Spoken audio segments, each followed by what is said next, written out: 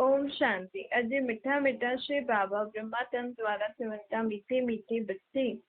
बाबा सभिनि खां पहिरियों छा पाण खे ध्यान में खिचवाईंदा आहिनि कि पंहिंजे पाण खे आत्मा सम्झी करे वियो। मां आत्मा निराकार परम पिता परमात्मा जी संतान आहियां।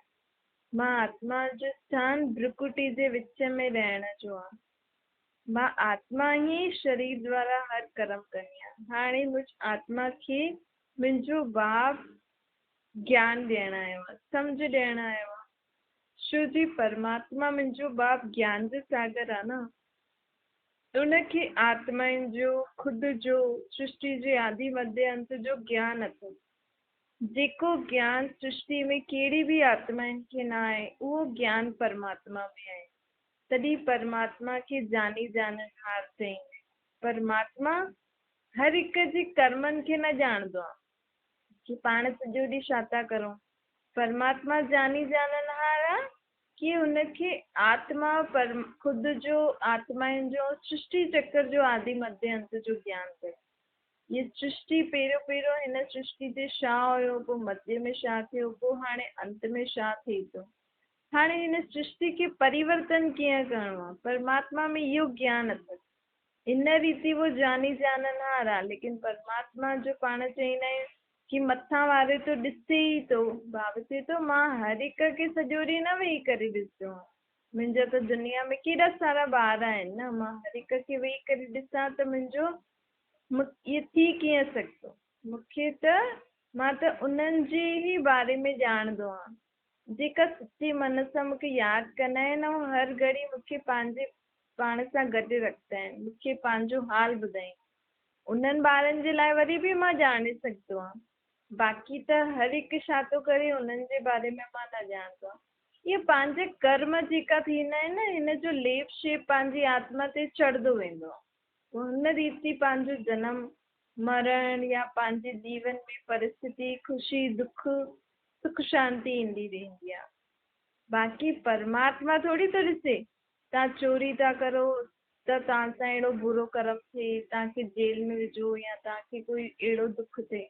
न, इहे त तव्हां चोरी कई, तव्हांजे आत्मा में लेप शेप लॻी वियो भई हिन फलाणे जे घर में फलाणे जी इहे चीज चुराई त पोइ हुन जन्म में या ॿिए जन्म में हुनखे ओड़ो भुगतान भुगतणो पवंदो। भॻवानु थोरी हुनखे इहे थो ॾे कि तूं चोरी कई हिन जे लाइ तुंहिंजे जीवन में हाणे पाप आयो अथई। न, उहो त पाण खे कर्मनि जो ज्ञान ॾींदो आहे, पाण खे सम्झ ॾींदो आहे हर हिकु ॻाल्हि जी। बाक़ी पाण बुरा कर्म कंदासीं त हुनजो भुगतान पाण खे ख़ुदि जो ख़ुदि ई मिलंदो आहे, भॻवानु न ॾींदो आहे। भॻवानु वटि एतिरो ज्ञान अथसि कि सागर खे बि शाही ठाहे छॾियो, जंगल खे बि कलम ठाहे छॾियो, पृथ्वी खे बि कागज़ ठाहियो त बि उहो ज्ञान पूरो न थी। तव्हां पाण ॿारनि खे परमात्मा उहो ई ज्ञान ॿुधाए थो। बाबा चए थो मां तव्हांखे वरितो ॾियण आयो आहे न, त हर हिकु ॻाल्हि खे सुठी रीति सम्झो त ई तव्हांखे तव्हां निश्चय बुद्धि थींदव, त ई तव्हांजी बुद्धि में हर हिकु ज्ञान जी हर हिकु ॻाल्हि सम्झ में ईंदी। मां त परमात्मा आहियां न, परम धाम में रहण वारो। मूंखे सुप्रीम सोल चईंदा आहिनि, अर्थात सर्वशक्तिवान ऊंचे से ऊंचे धाम में रहण वारी सर्वशक्ति गुण ज्ञान सां संपन्न आत्मा। हिते आत्माउनि जो कोई, हिते कहिड़ी बि आत्मा खे पाण सुप्रीम न चईंदासीं, अर्थात सर्वशक्तिवान वॾो न चईंदासीं। हिते त सभी आत्माऊं जनम मरण में अचनि थियूं त पुण्य आत्मा खां पाप आत्मा त थियणो ई अथनि। सुप्रीम सोल ऊच ते ऊच आत्मा हिकु उहो परमात्मा ई आहे। उन जी ई सभु बंदगी कंदा आहिनि। परम धाम में रहण वारो परमात्मा उहो सर्वव्यापी न आहे। हिते त दुख आहे, जनम मरण आहे, परमात्मा जनम मरण रहे था। बाबा चईंदा आहिनि कि तव्हां हाणे इन्हनि ॻाल्हियुनि खे ॿुधो था न, ॿुधण वारी केरु आहे, तव्हांजे शरीर में वेहण वारी आत्मा। आत्मा खे ई सम्झ में ईंदो आहे त हुनजो कंधु हीअं हीअं हिलंदो अथसि या हुनखे ख़ुशी थींदी अथसि कि हा बराबरि ॻाल्हि सही आहे। सुठियूं चीजूं सच्ची चीजूं ॻाल्हियूं ॿुधण सां आत्मा खे सुख शांति जी महसूसता थींदी आहे कि बराबरि इहे ॻाल्हियूं त ठीकु आहिनि। आत्माउनि जो बाप आत्माउनि खे ॿुधाए थो त आत्मा खे ख़ुशी थींदी आहे न। हाणे बाबा चए थो ॾिसो कहिड़ी कहिड़ी आत्मा ते त बृहस्पति जी दशा आहे, कंहिंजे मथां शुक्र जी, कंहिंजे मथां शनिचर जी, कंहिंजे मथां राहु जी दशा आहे। सभिनि खां सुठी दशा हूंदी आहे बृहस्पति जी दशा। उहा दशा जंहिंजे मथां हूंदी आहे त उहे समझदार हूंदा आहिनि। सतयुग में पंहिंजे मथां बृहस्पति जी दशा हूंदी आहे, त्रेता में शुक्र जी, पोइ द्वापर कलयुग में अची करे शनिचर राहु जी दशा थींदी आहे। बाबा चवनि था हाणे मुंहिंजे ॿारनि जे मथां ग्रहचारी वेठी आहे, विकारनि जे कारण तव्हांजे मथां ग्रहचारी वेठी अथव न, तव्हांजी आत्माउनि जे मथां ग्रहण लॻो आहे। बाप पाण खे हाणे ज्ञान ॾेई करे, योग सां शक्ति ॾेई करे पंहिंजी आत्मा में जो ग्रहण लॻल आहे हुनखे ख़तम थो करे। बाबा चवंदो जॾहिं राहु जो ग्रहण लॻंदो आहे न त 2-3 साल पवित्र रही करे बि पोइ कर्मेंद्रियनि सां विकारनि में हली वेंदा आहिनि। काम मां शत्रु हिन ते जीत पाइनि। सुठे सुठे ॿारनि ते बि इहे विकारनि जी ग्रहचारी लॻी वेंदी आहे। शादी कंदा आहिनि, प्रण बि पहिरियों कंदा आहिनि कि असां पवित्र रहंदासीं, पोइ वापसि खां उल्टा सीधा कम करे लॻी वेंदा आहिनि। छो जो बाबा खे सुठी रीति यादि न कंदा आहिनि त पोइ विकारनि जी प्रविष्टा थींदी आहे। इन करे बाबा चए थो बाबा खे सुठी रीति यादि करो त आत्मा में जो बि प्रकार जी ग्रहचारी आहे उहो सभु ख़तम थी वेंदी। पूरो श्रीमत ते हलो, बाबा खे सभु ॻाल्हियूं ॿुधाईंदा रहंदव त बाबा ख़बरदार कंदो रहंदो। कर्मेंद्रियनि सां कोई बि विक्रम न करिणो आहे। हाणे पाण ईश्वर जी औलाद थिया आहियूं। माण्हू त चवंदा आहिनि ईश्वर ई असांखे मोकिलियो अथई, असां ईश्वर जा ई ॿार आहियूं। त ईश्वर ई मोकिलियो अथई त ईश्वर जा ई ॿार आहियूं त तव्हां दुखी छो आहियो? जॾहिं ईश्वर जा औलाद असां सदा सुख, सदा शक्तिशाली आत्मा आहे। पर परमात्मा चए थो कि तव्हां मुंहिंजी औलाद निराकार रूप में तव्हां सभु मुंहिंजा ॿार आहियो। लेकिन हाणे जॾहिं मां सृष्टि ते अची ॾिठो त तव्हां सभु त रावण जा ॿार थी विया आहियो न।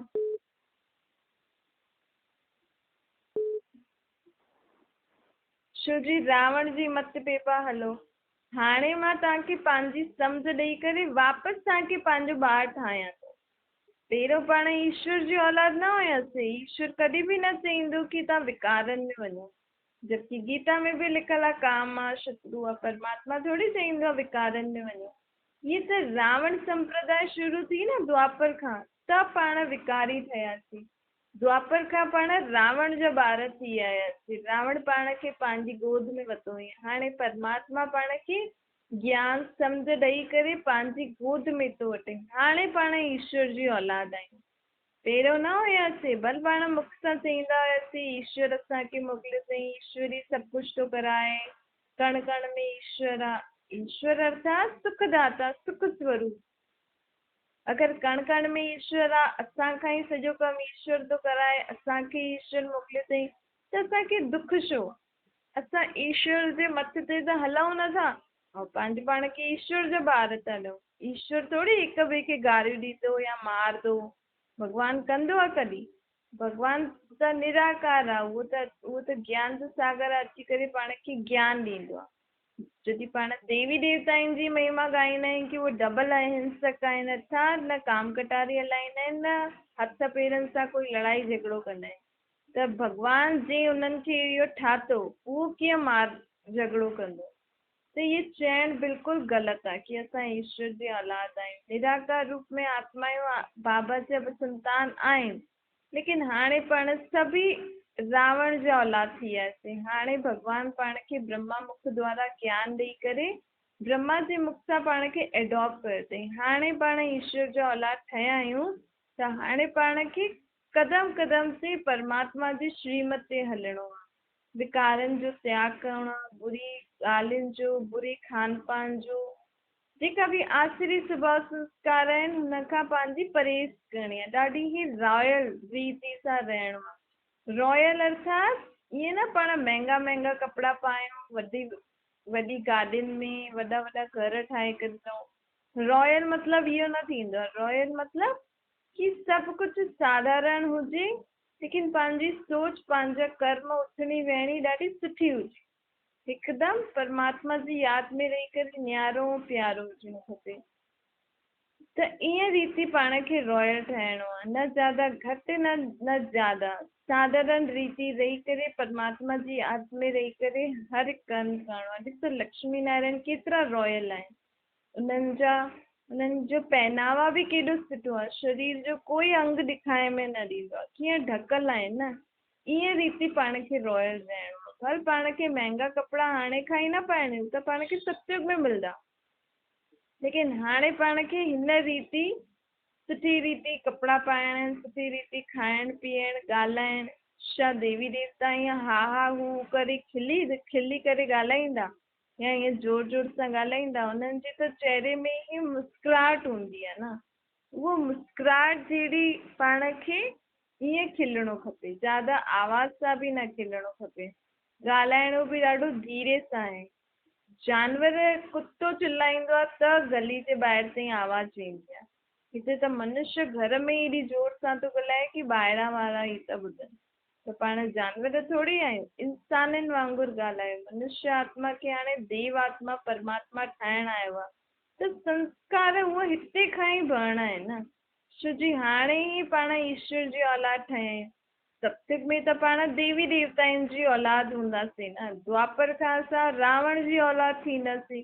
ईश्वर जी औलाद हाणे संगम युग ते ई पाण ठहिया आहियूं। हाणे संगम युग ते ई परमात्मा ब्रह्मा तंत्र द्वारा पाण खे माता पिता जे रूप में पालना थो ॾे। इहो ई समय आहे जॾहिं पाण हर समय परमात्मा सां गॾु सर्व संबंध निभाए करे हली सघंदा आहियूं। बाक़ी कहिड़े बि युग में असां परमात्मा सां सर्व संबंध न निभाए सघंदा आहियूं। इन करे त भक्ति मार्ग में चईंदा आहियासीं न, सर्व संबंध तुझ सां निभाईंदमि जॾहिं तूं ईंदी। त जॾहिं उहो ईंदो सृष्टि ते तॾहिं निभाईंदासीं, छो जो संबंध निभाइण लाइ शरीर खपे। निराकार रूप में परमात्मा कीअं संबंध निभाए सघंदो? अञा ताईं त पाण देवी देवताउनि जे शरीरनि द्वारा गुरूअनि द्वारा उनखे यादि कंदा हुआसीं, त उन ई गुरूअनि सां उन ई देवी देवताउनि सां सर्व संबंध निभाए वग़ैरह वेठासीं। हाणे परमात्मा चैतन्य में सृष्टि ते आयो आहे, ते तो हाणे ई तव्हां मूंसां सर्व संबंध निभाए सघंदा आहियो। बाक़ी कहिड़े बि जन्म में न, हाणे ई पाण ईश्वरी औलाद कहलाए सघंदा आहियूं। त ईश्वर जी मत ते हली करे पंहिंजी ऊच तकदीर ठाहियो। ॾिसो चईंदा आहियूं न कि जॾहिं ईश्वर बुद्धि पोइ बाटे त तव्हां छा सुम्ही पिया आहियो, काॾे विया आहियो? इहो उहो ई समय आहे जॾहिं भॻवानु सभिनि खे मत ॾियणु आयो आहे, सही सम्झ ॾियणु आयो आहे, सभिनि खे बुद्धि बाटे थो, अर्थात बुद्धि में सम्झ ॾियणु आयो आहे। एतिरी बुद्धि खे पारस पत्थर बुद्धि खे पारस बुद्धि भॻवानु हाणे ठाहिणु आयो आहे। त हाणे जो समय बि पाण व्यर्थ ॻाल्हियुनि में, फालतू ॻाल्हियुनि में या फालतू सोच में या फालतू कर्मनि में वेस्ट कंदासीं त बाक़ी परमात्मा सां पाण कॾहिं इहा पंहिंजी बुद्धि खे विशाल ठाहींदासीं परमात्मा जो ज्ञान ॿुधी करे। बाबा इहो बि नथो चए कि तव्हां हिकदमि सन्यासी ठही करे मूंसां ई मुंहिंजो इहो ज्ञान वठो, मूंखे यादि करो, हिकु कोठी में वेही रहो। बाबा त चए थो सभु कुझु कंदी। बाबा पाण खे कर्म योगी ठाहिणु आयो आहे न। बाबा पाण खे हर कर्म जी सम्झ ॾियणु आयो आहे। हर संबंध कीअं निभायूं इहो बि सम्झ ॾियणु आयो आहे। पति पत्नी कीअं संबंध निभाइनि, माउ पीउ भेण भाउ, सभु संबंध में हाणे दुखी दुख आहे न। कोई बि संबंध शुद्ध न आहे, सभु संबंध अशुद्ध थी विया आहिनि। त अहिड़ी दुनिया में अची करे परमात्मा चए थो घर गृहस्थ में रही करे मूंसां गॾु हर कर्म करो। त मां तव्हांखे हर संबंध शुद्धता सां मर्यादा पूर्वक कीअं निभाइबो आहे उहो बि मां तव्हांखे सेखारींदमि। उथणी वेहणी खाइणी पीअणी परमात्मा पाण खे सेखारणु आयो आहे। हिन करे परमात्मा चए थो उथंदे वेहींदे खाईंदे पीअंदे मूंसां गॾु सभु कर्म करो, त मां तव्हांखे वरी खां सर्वगुण संपन्न 16 कला संपूर्ण निर्विकारी अहिंसक मर्यादा पुरुषोत्तम ठाहे छॾंदमि। तव्हांखे विश्व जो मालिक ठाहिणु आयो आहे। लक्ष्मी नारायण बि विश्व जा मालिक कीअं ठहिया? अॼु खां 5000 साल पहिरियों हिन ई सृष्टि ते कंहिंजो राज्य हुयो? लक्ष्मी नारायण जो हुयो न। कलयुग खां पोइ डायरेक्ट सतयुग अचे थो। त कलयुग में त अहिड़ी कहिड़ी ॻाल्हि थी जो सतयुग में लक्ष्मी नारायण विश्व जा मालिक थी विया? जबकि हर गवर्नमेंट खे गद्दी प्राप्त करण लाइ पहिरियों पढ़ाई पढ़णी पवंदी आहे, पोइ इलेक्शन थींदा आहिनि, पोइ उहो गद्दी ते वेहींदो आहे। त लक्ष्मी नारायण खे कंहिं चुनियो, कंहिं चयो भई तव्हां गद्दी ते वियो? कुझु त थियो हूंदो न। त इन ज्ञान द्वारा ई उन्हनि खे एतिरी ऊची गद्दी मिली। जीअं असां ज्ञान था ॿुधूं, उहो लक्ष्मी नारायण जी आत्मा बि ॿुधे थी, उहो बि सम्झे थी, उन बि पंहिंजे कर्मनि खे हाणे ई सुधारियईं। तॾहिं त सत्यनारायण जी कथा चई न, ईश्वर जी नारायण जी आत्मा बि कलयुग में अंत अची अची करे कूड़ी ठही हुई न। कृष्ण खे कारो था पूजो, मतिलबु कृष्ण बि विकारनि जे वश थी करे पतित थी वियो, कलयुग अंत में आयो। हर देवी देवताउनि जो कारो रूप छो था पूजो? छो जी देवी देवता बि पुनर्जन्म वठी वठी करे हाणे कलयुगी अंत में विकारी पापी थिया आहिनि। तॾहिं त उहे उन्हनि खे कारे रूप में पूजूं था। हाणे उहो बि परमात्मा खां इहो ज्ञान, योग शक्तियूं धारण करे ख़ुदि खे देवी देवता जी दुनिया में वठी वञण लाइ तयारु था थियनि। त उहो ई आत्मा नंबर 1 ईंदी, जेकी सुठी तरह बाबा जो ज्ञान ॿुधंदी, जीवन में धारण कंदी, पंहिंजे कर्मनि खे सुधारंदी। त लक्ष्मी नारायण जी आत्मा बि अहिड़ो कमु कई, हुननि बि ज्ञान ॿुधी करे पंहिंजे कर्मनि खे परिवर्तन कई, पंहिंजी सोच खे, पंहिंजे संस्कारनि खे परिवर्तन कई, आत्मा खे संपूर्ण निर्विकारी ठातई। तॾहिं त हुननि खे एॾो उच्च पद मिलियो। परमात्मा त सभिनि जो बाप आहे न, सभिनि खे हिकु रीति ई ज्ञान थो ॾे। पोइ जेका बाबा जा ॿार नंबर 1 ईंदा, उहो हुते वञी करे राज्य कंदा। 8 गद्दियूं हली हुयूं, सतयुग में श्री लक्ष्मी श्री नारायण जी, पोइ त्रेता में राम सीता जी गद्दी हली हुई। हाणे राम जे हथ में धनुष जो ॾिनो अथनि, छो जी उहा क्षत्रिय पने जी निशानी आहे। असां हाणे जेका पढ़ाई पढ़जे पढ़जे असांजी अंत समय हिकु परमात्मा जी यादि में वेंदी, त असां लक्ष्मी नारायण जे घराने में ईंदासीं। अगरि असांजे अंत समय में मन में के वीचारनि जी युद्ध हलंदी रहंदी, त असां क्षत्रिय कुल में ईंदासीं। धनुष जी निशानी आहे युद्ध कंदे कंदे असां वीचारनि में विचार अलॻि अलॻि विचार कंदे कंदे शरीर छॾणु।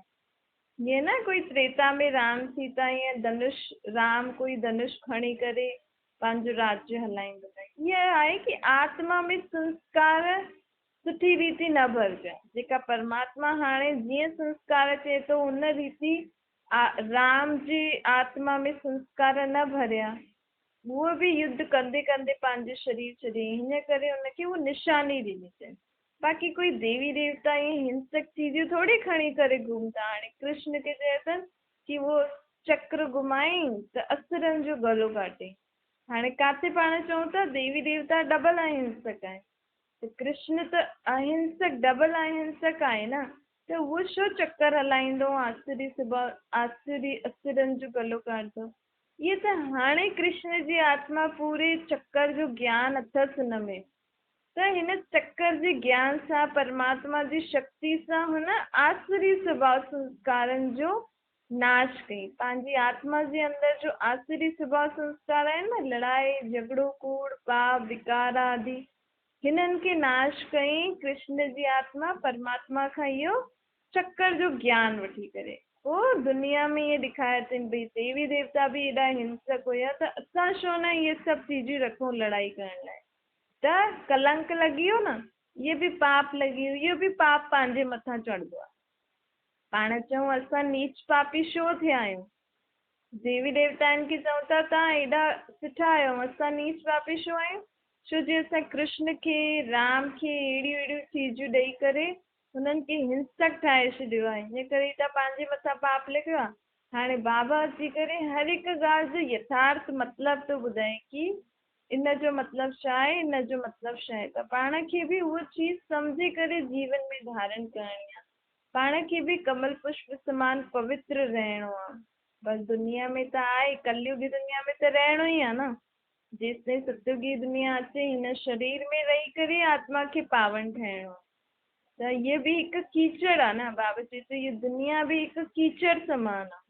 त हिन कीचड़ में रही करे बि तव्हां मूंखे यादि करे कमल पुष्प समान पवित्र रहो, शुद्ध रहो, पंहिंजे वीचारनि खे शुद्ध करो। मां आयो ई आहियां तव्हां सभिनि खे ज्ञान जो टियों नेत्र ॾियण। हाणे शंकर खे जो ज्ञान टियों नेत्र ॾेखारींदा आहिनि, हिन जो मतिलबु छा आहे? पंहिंजी आत्मा हिते वेठी आहे न भ्रुकुटी जे विच में, जाते पाण तिलक लॻाईंदा आहिनि। अगरि हिन जी स्मृति में रही करे पाण सभु कमु कंदासीं त मतिलबु पंहिंजे ज्ञान जो टियों नेत्र जी जागृति आहे। पाण खे ज्ञान जो टियों नेत्र पंहिंजो खुलियो, चईंदा आहिनि न शंकर जी टीं आंख खुली त विनाश थी वियो। अर्थात पाण सॼी आत्माऊं जॾहिं हिन आत्मिक स्मृति में रही करे कर्म कंदासीं त ये दुनिया परिवर्तन थी वेंदी। ये पंहिंजी टीं अख हिकु शंकर खे ई न आहे, पाण सभिनि खे हिते भ्रुकुटी जे विच में टीं अख आहे जंहिंखे आत्मा चइबो आहे। अञा ताईं त पाण शरीर जी अखियुनि सां ॾिसंदा हुआसीं न, हिन ॿिन्हिनि अखियुनि सां, लेकिन हाणे परमात्मा बाप चए थो कि तव्हां सभी इन सृष्टि खे पंहिंजी हर कर्म कंदे समय, पंहिंजे संबंध व्यवहार आदि कंदे हुए हिक ॿिए खे ॾिसो आत्मिक स्मृति में रही करे कि मां आत्मा हिन साम्हूं वारी आत्मा जी भ्रुकुटी जे विच में ॾिसी करे हिनखे ॾिसां थी, हिन सां ॻाल्हायां थी, हिन सां व्यवहार में थी अचां, हिन सां गॾु कमु थी करां। मां आत्मा ऐं इहे बि आत्मा, असां ॿई आत्मायूं पंहिंजे पंहिंजे शरीर द्वारा कर्म था करूं। इहे स्मृति ई टियों नेत्र खुलणो आहे। त जॾहिं इहे स्मृति पंहिंजी रहंदी सदा त दुनिया परिवर्तन थींदी। छो जी आत्मिक स्मृति में रही करे अगरि पाण हर कर्म कंदासीं न त कॾहिं बि पंहिंजी हिक ॿिए जे मथां बुरी दृष्टि, बुरी सोच, बुरा शब्द न ईंदा। छो जी आत्मा केरु हूंदी आहे? भाव हूंदी आहे न। सभिनि जे बाप, असां सभिनि जे बाप हिकु ई आहे। ऐं जॾहिं सम्झ अची वई कि असां असुल में असां आत्मायूं शुद्ध आहियूं, लेकिन हाणे असां सभी आत्मायूं विकारनि जे वश थी करे अशुद्ध थिया आहियूं, त इहे सम्झ अची वेंदी त पाण कंहिंजे मथां बि दोष न ॾींदासीं। सम्झो कोई साम्हूं वारी आत्मा पाण खे गारियूं थी ॾे ऐं पाण खे स्मृति आहे कि उहा आत्मा बि हिन बुराई जे वश आहे, इन करे इहे बुरा शब्द चए थी, लेकिन असुल में इहा आत्मा ॾाढी सुठी, ॾाढी शुद्ध आहे। परमधाम में असां सभु गॾु रहंदा आहियूं, हिकु बाप जी संतान आहे। त जॾहिं पाण खे स्मृति मिलंदी न त हुन आत्मा खे बि शक्ति ईंदी कि उहो बि पंहिंजे मुख सां कुझु बुरा शब्द न करे। त बाबा बि पाण सभिनि ते इहे रहम करणु आयो आहे न, त पाण बि बाबा खां इहे ज्ञान ॿुधूं था त पंहिंजो बि फर्ज़ु आहे कि पाण बि ॿियनि जे मथां इहे रहम करूं, ॿियनि खे आत्मिक दृष्टि में ॾिसी करे हुननि जे लाइ बुरी सोच खे हाणे ख़तमु करूं। इहे ई हिक ॿिए जे लाइ रहम करणु आहे। चईंदा आहिनि न हिननि जी दया करो, हिन जी रहम करो हिन जे मथां। त रहम इहो ई आहे, हिक ॿिए खे आत्मा सम्झो, परमात्मा जी शक्ति सभिनि खे ॾियो। परमात्मा बाप हिन खे बि शक्ति ॾे, हिन खे बि शक्ति ॾे, हिन खे बि शांति ॾे। ईअं जॾहिं मन में पंहिंजा वीचार ईंदा त हिक ॿिए जे मथां इहो ई रहम करणो आहे। छो जी आत्माउनि में शक्ति न आहे न। असां चऊं फलानो इहो थो करे, फलानो इहो थो करे, मन में एॾा वीचार वञनि ई नथा, पुराणियूं ॻाल्हियूं। त आत्मा में शक्ति ॾियण वारो परमात्मा आयो आहे, जेको चए थो मूंखे निराकार रूप में यादि करो त करो। हुन वटि ई शक्ति अथसि, ॿियो कंहिं वटि बि न आहे। पंहिंजी एॾे सालनि जी ॻाल्हियुनि खे भुलाइण जी शक्ति सिर्फ़ु हुन वटि ई अथसि। हुनखे यथार्थ रूप सां यादि करो त पाण आत्मायूं शक्तिशाली थी वेंदासीं ऐं पंहिंजो जीवन सुख शांति में थी वेंदो। अच्छा मीठे मीठे सिकेल जे ॿारनि प्रति माता पिता बाप दादा जो यादि प्यार ऐं गुड मॉर्निंग। रूहानी बाप जी पाण सभिनि रूहानी ॿारनि खे नमस्ते। पंहिंजी बि रूहानी माता पिता बाप दादा खे यादि प्यार गुड मॉर्निंग और नमस्ते। वरदान आहे मास्टर सर्वशक्तिवान जी स्मृति सां सर्व हलचलनि खे मर्ज करण वारा अचल अॾोर ठहो। बाबा चए थो हाणे तव्हां कंहिंजी संतान ठहिया आहियो। चईंदा त हुयासीं असां भॻवान जे ॿार आहियूं, लेकिन पहिरियों स्मृति थोरी हुई भॻवान केरु आहे ऐं कीअं रीति असां हुनजा ॿार आहियूं। हाणे सम्झ में आई न, असां आत्मा आहियूं, परमात्मा जा ॿार आहियूं। त इहे स्मृति सदा रहंदी त पाण कहिड़ी बि ॻाल्हि में हलचल में न ईंदासीं। छो जी असांजो बाप सर्वशक्तिवान आहे, त असां बि त शक्तिशाली थी वेंदासीं न। जॾहिं जंहिंजो बाप ई एॾो ऊचो आहे, सम्झो कंहिंजो बाप प्राइम मिनिस्टर प्रेसिडेंट आहे, या कहिड़ी वॾी पोस्ट ते आहे, या कोई बि अहिड़ो वॾो माण्हू आहे, त हुनजे ॿारनि खे केतिरो नशो हूंदो आहे न की असांजो बाप इहा आहे त असांजे लाइ कोई चीज इम्पॉसिबल आहे न, असां जो चाहियूं उहो करे था सघूं। त असांजो बाप सर्वशक्तिवान आहे, त असांजे जीवन में कोई बि अहिड़ी ॻाल्हि अचे त असांखे हलचल में थियणो खपे, न थियणो खपे न। परमात्मा खे यादि करे सर्व परिस्थितियुनि सां पाण पार थी सघंदा आहियूं, छो जी उहो सर्वशक्तिवान आहे। सर्वशक्तिवान जी यादि सां पंहिंजी आत्मा में बि शक्ति ईंदियूं ऐं पाण हर परिस्थिति खां सहज ही पार थी वेंदासीं ऐं सदा अचल रहंदासीं, हलचल में न ईंदासीं। सिर्फ़ु हिकु स्मृति खपे, हिकु यादि खपे कि मां कंहिंजो ॿार आहियां।